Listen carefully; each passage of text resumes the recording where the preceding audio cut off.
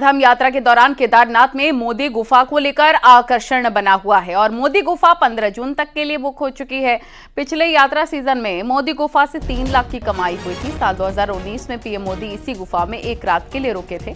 केदारनाथ की मोदी गुफा में असम के सीएम हेमंत बिस्वा शर्मा की पत्नी रीनी की भूयान शर्मा भी रहेंगे।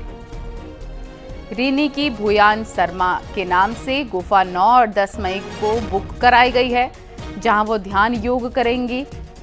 रीनी की पहले भी कई बार केदारनाथ आ चुकी हैं।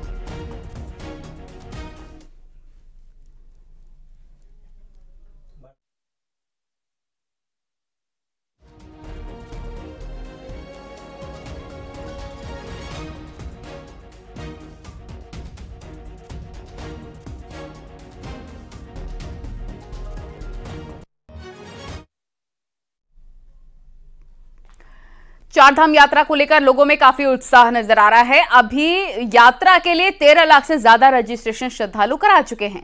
सबसे ज्यादा केदारनाथ धाम की यात्रा के लिए रजिस्ट्रेशन हुए हैं और केदारनाथ के लिए अभी तक 4.5 लाख लोगों ने रजिस्टर्ड करा लिया है। वहीं बद्रीनाथ धाम की यात्रा के लिए 3,80,000 रजिस्ट्रेशन अब तक हो चुके हैं। वहीं चारधाम रजिस्ट्रेशन प्रक्रिया में भी बदलाव किया गया है। अब रजिस्ट्रेशन के दौरान हेल्थ पैरामीटर भी भरना होगा।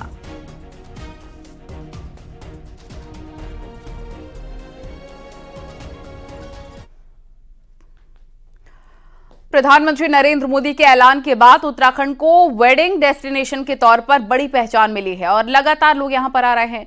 और साथ ही अब इसे देखते हुए गढ़वाल मंडल विकास निगम ने 4 जगहों को वेडिंग डेस्टिनेशन के लिए चुना है, जिसमें त्रिजुगी नारायण, तिलवाड़ा ऋषिकेश और गंगा रिजॉर्ट ऋषिकेश शामिल हैं।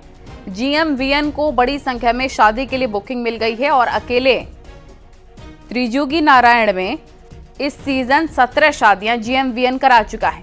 अन्य 3 जगहों की बुकिंग भी हो रही है। GMVN ने इसके लिए अलग अलग पैकेजेस बनाए हैं और ढोल पुजारी से लेकर सब कुछ उपलब्ध कराया जा रहा है।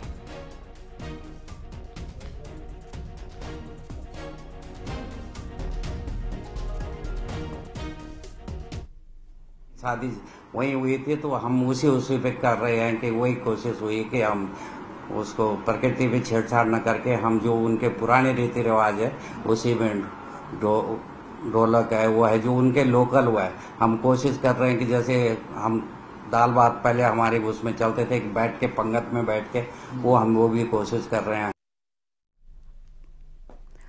और चक्राता में हनुमान जन्मोत्सव पर मंदिरों को भव्य रूप से सजाया गया। विकास नगर में कई जगह शोभा यात्रा भी निकाली गई। मंदिरों में सुंदरकांड के पाठ भी हो रखे हैं और साथ ही साथ सहसपुर के झाझरा में श्री बालाजी धाम मंदिर में भोग लगाया गया। धर्मनगरी हरिद्वार में भी हनुमान जी का जन्मोत्सव धूमधाम के साथ मनाया जा रहा है।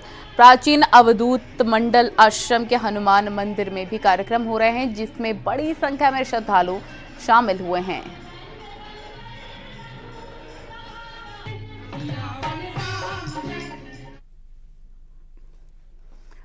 उत्तरकाशी में आज मणिकर्णिका घाट और विश्वनाथ मंदिर में देवडोलियों का तांता लगा रहा, जिसके चलते आस्था का सैलाब उमड़ा। उत्तरकाशी के रामलीला मैदान में 23 अप्रैल और 29 अप्रैल तक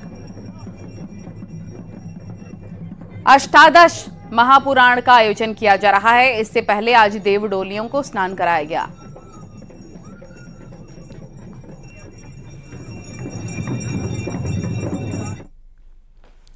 और अब आपको दिखाते हैं पहाड़ टॉप 10 न्यूज। पिथौरागढ़ के बेरी नाग में एक स्कूली बस पलटने से 2 छात्र घायल हो गए हैं, जिन्हें सामुदायिक स्वास्थ्य केंद्र में भर्ती करवाया गया। नैनीताल में कल प्रशासन पर्यटन सीजन को लेकर बैठक करेगा। सभी स्टॉक होल्डरों के साथ मीटिंग की जाएगी। चक्राता की सीलीखड़ मोटर मार्ग का निर्माण कार्य चल रहा है, लेकिन ग्रामीणों ने मानकों के अनुरूप काम नहीं होने का आरोप लगाया। रुड़की में निजी कार्यक्रम में पहुंचे रमेश पोखरियाल निशंक ने मतदान प्रतिशत कम होने पर कहा, उत्तराखंड की सभी 5 सीटों पर बीजेपी जीत हासिल करेगी।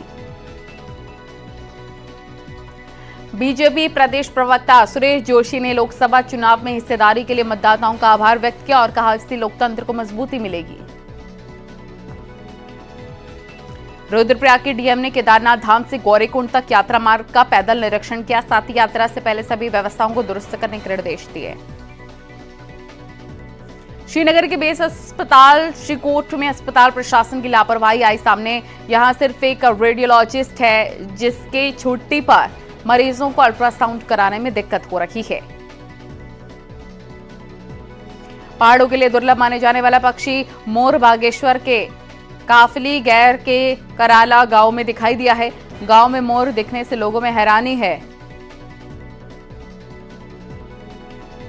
हनुमान जयंती को लेकर रुड़की में हनुमान मंदिर में सुबह से ही भक्तों का तांता। वहीं कई जगह यज्ञ हवन का भी आयोजन किया गया।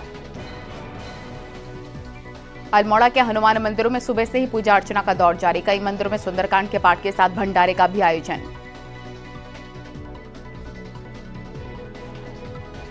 आने वाले 2 से 3 महीने के भीतर उत्तराखंड में एक और बड़े चुनावी मेले की तैयारी है, जिसके लिए अभी से ही लॉबिंग का दौर भी शुरू हो गया है। देखिए रिपोर्ट। लोकसभा चुनाव के प्रत्याशियों का भाग्य ईवीएम में बंद होते ही देवभूमि उत्तराखंड में नगर निकाय चुनाव की उल्टी गिनती शुरू हो चुकी है। प्रदेश के 9 नगर निगम, 41 नगर पालिका और 45 नगर पंचायतों में जून से जुलाई के बीच चुनाव हो सकते हैं और राजनीतिक दल इसकी तैयारी में जुट गए हैं। कांग्रेस का ढांचा देखिए, जमीनी तौर पे आपने चुनाव में ही देख लिया होगा, पूरी तरीके से तैयार है और कांग्रेस के कार्यकर्ता लड़ाने को तैयार है। हमारे जो पार्षद के जो प्रत्याशी हैं जो कांग्रेस पार्टी से जुड़े हैं, उनसे भी गहन विचार और विमर्श लगातार चल रहा है। अब देखिए कब उसकी तारीख आती है, क्या आरक्षण आता है। बीजेपी में तो एक कदम आगे नेताओं की दावेदारी का भी दौर शुरू हो चुका है। विशेषकर महिला और ओबीसी वर्ग के नेता अपना भाग्य टटोलने में जुटे हैं। सवाल है, जाहिर सी बात है कि पार्टी में आने के बाद जिज्ञासाएं तो होती हैं और अगर पार्टी हमें मौका देगी, क्यों नहीं, जरूर मैं दावेदारी करूंगी। जाहिर है लोकसभा के तुरंत बाद होने वाले ये प्रदेश का पहला चुनाव होगा। साथ ही पहली बार ओबीसी रिजर्वेशन की छाया भी इसमें दिखेगी। कुल मिलाकर नगर निकायों के मुखिया के 30 पद ओबीसी कोटे में जाने को तैयार है। ऐसे में ये कोटा जहां जम जाए, नेताओं के लिए चुनौती है। वहीं नए ओबीसी नेता बनने का रास्ता भी खोल रहा है। हल्द्वानी से न्यूज़ 18 के लिए शैलेंद्र नेगी की रिपोर्ट। और यहाँ रुकना होगा एक छोटे से ब्रेक के लिए। खबरों का सिलसिला लगातार जारी है।